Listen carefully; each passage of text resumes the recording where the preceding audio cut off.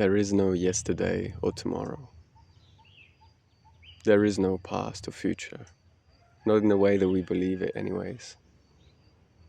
Those are conceptual frameworks about how things happen.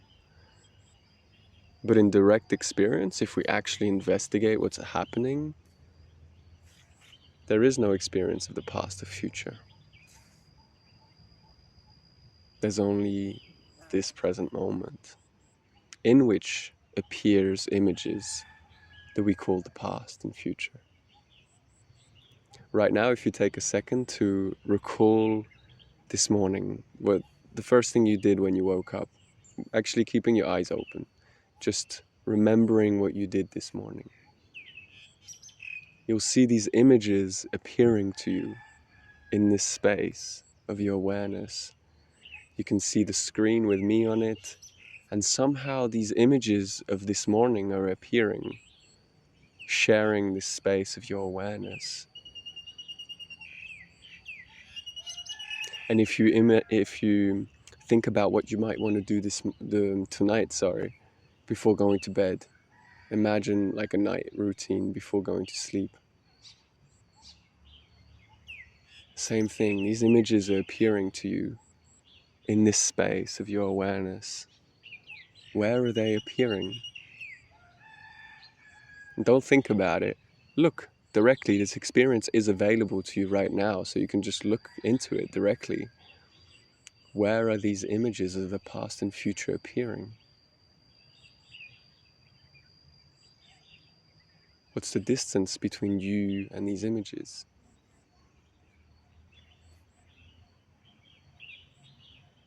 There is no distance. They're appearing right here without any distance.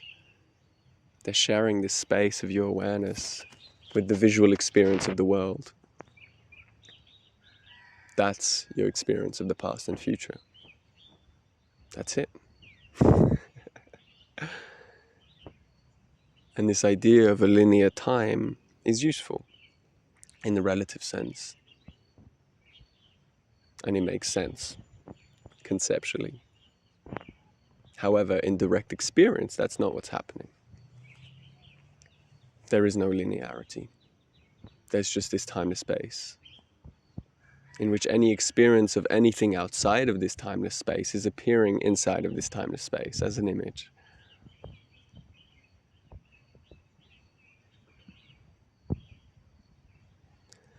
I'd say the only difference between the future and the past is that the past is also carried in the body. The body is the greater memory bank, much greater than the mind. That's where all the subconscious programs are stored. That's where our personality has crystallized. By personality, I mean these automatic reactions that you have to your experience of what you perceive to be the outside world. So when someone gets angry to me, I react in a certain way automatically. I don't have to think about it. Because these automatic reactions are based on what happened to you in the past, relatively speaking. And you don't have to remember, when someone gets angry to you, you don't have to remember, oh yeah, how do I react to these people, to someone that's doing that to me? Oh yeah, I get defensive and I attack back, or I shrink and I avoid. These things happen automatically. They happen automatically because they are these subconscious programs that are stored in the body, and it's a chain reaction that happens so quickly that you don't need to be aware of it, although you can become aware of it. That's the whole process of making the unconscious conscious, is making these super quick chain reaction mechanisms inside you conscious, bringing them to the surface to see them directly, in the same way that we're investigating the past and the future right now by looking at it directly. So the past is stored in the body and resurfaces each time we're getting triggered. That's why each trigger is an opportunity to look into what's happening. You are basically bringing the past and projecting it onto the future, onto the present. Each time you do this, each time you get triggered, each time this automatic reaction comes out of you. And so each time this happens, it's an opportunity to see it.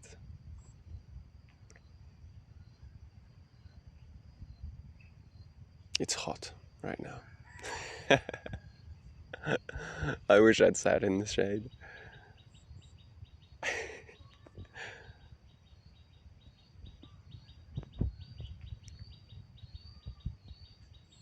So becoming free of the past is more of a process than getting free of the future.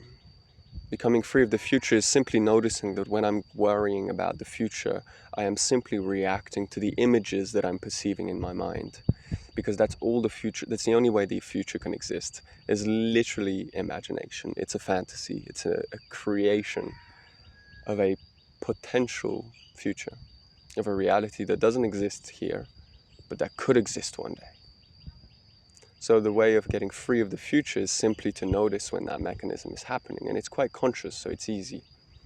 Noticing when these images about these scenarios, these imaginary scenarios are appearing to me, and the way that I react to them. And just witnessing directly what's happening. Okay, these are just images appearing to me. This scenario is not real.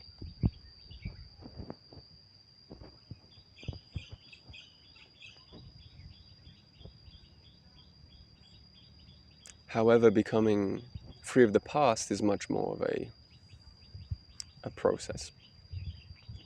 Although it can be done like this. Right now, I can choose to experience this moment fresh and new. I don't need to bring in my whole history into this moment. I can experience this moment as if it was the first moment in existence.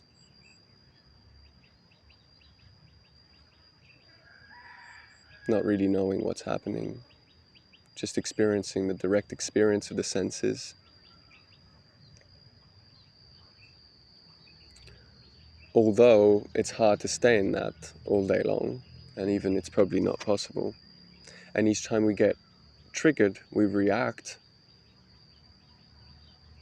the past is taking over. So it takes more time to notice these subconscious programs that are in the body and to become free of them.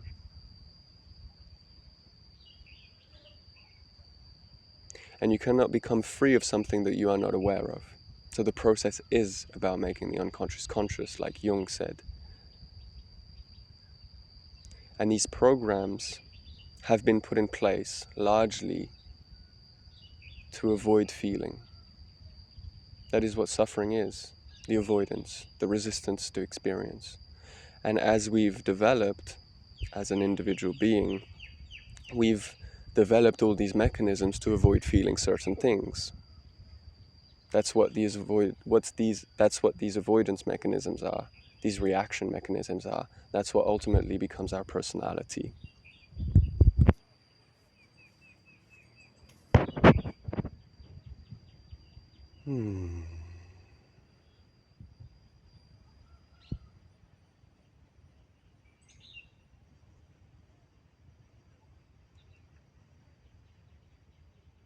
So there's not only one way to address these subconscious programs and to go beyond them.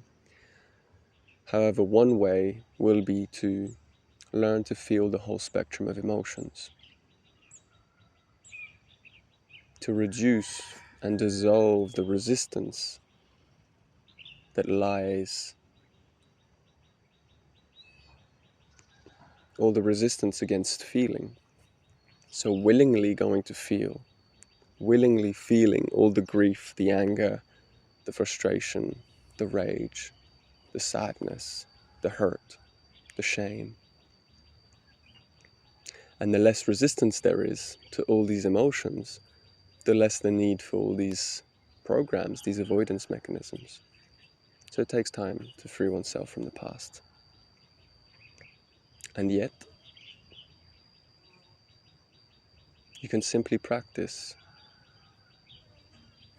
being in the present moment without any past or future. What if this moment was the first moment in existence?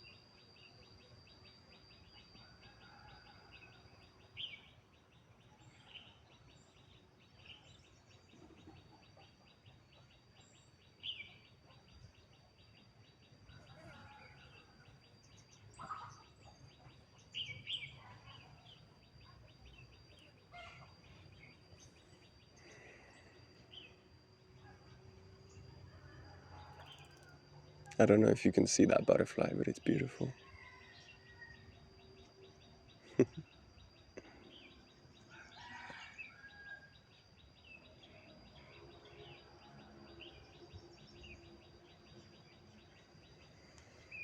Hmm.